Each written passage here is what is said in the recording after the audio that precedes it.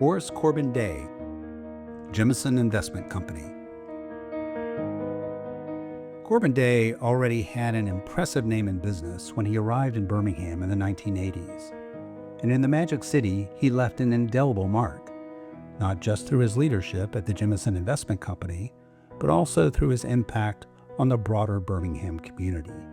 Corbin led by example, and he was genuinely interested in those that he encountered, whether it was in his personal life or in his professional life, those who worked for him or with him. And there was something about his personality and his background that really made you want to please him. A native of New Jersey, Corbin started his career in New York City at Goldman Sachs after graduating from Brown University and earning an MBA from the Wharton School. Day quickly made a name for himself at Goldman, founding and leading the Mergers and Acquisitions Department and becoming partner in 1971.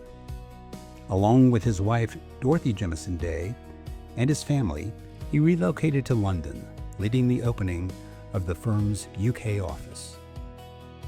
Colleagues said Day's business acumen, intelligence, and character were readily apparent during his legendary career at Goldman. David Solomon, who was CEO of Goldman Sachs not too many years ago, credits Corbin with, creating the culture that became so important to Goldman Sachs. After retiring from Goldman in 1986, Day relocated to Birmingham.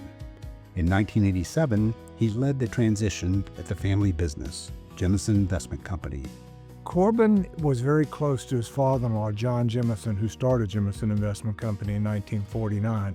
He was very close to his father-in-law and had always planned to retire from Goldman Sachs and join him in his work at Jemison Investment Company. He admired him a great deal, and so when he came to Jemison, his objective was to continue the reputation or continue the business that John had established many years before. But with Corbin's involvement, we managed to grow the business at a pretty rapid rate, and we're very successful in our growth, and at the same time establishing a reputation which became our most valuable asset, I do believe, and that was a reputation for fairness and integrity and trust. Day had a huge impact on the company, with his background in mergers and acquisitions proving pivotal for its growth. The more valuable thing was, once again, the way he dealt with people. If there's one thing that gives a company in our business a competitive advantage, it's the reputation and trust that the other side has in the person that wants to be their partner, that wants to buy their business or partner in their business. And his influence extended across Birmingham's business world, including its entrepreneurial ecosystem.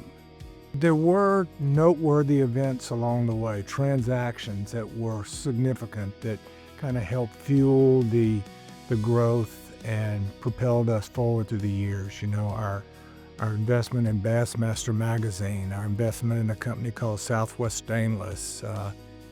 There have been several others along the way that kind of marked were milestones and benchmarks in the history of the company.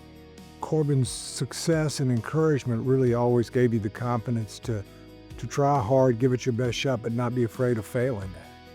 He was a sought-after corporate board member for companies like Alltech, Blunt International, and others. They also worked closely with a number of nonprofit organizations. His impact was felt particularly in Birmingham's art scene through his support of the Alabama Symphony Orchestra, the Birmingham Museum of Art, and the Alice Stevens Center. When he moved to Birmingham, it became his adopted city, and with his interest in the arts and the city itself, the inner city, the core of the city, the heart of the city, and education kind of became, his focus and his philanthropy.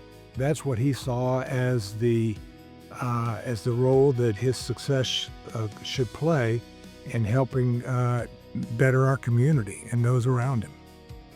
Day passed away in 2021. His legacy in both the business world and the community will be felt for decades to come. He was at the forefront and clearly led the company by example, as I said earlier. but he stayed in the background and was just there to encourage, advise, and counsel, and let others take credit for everything that happened.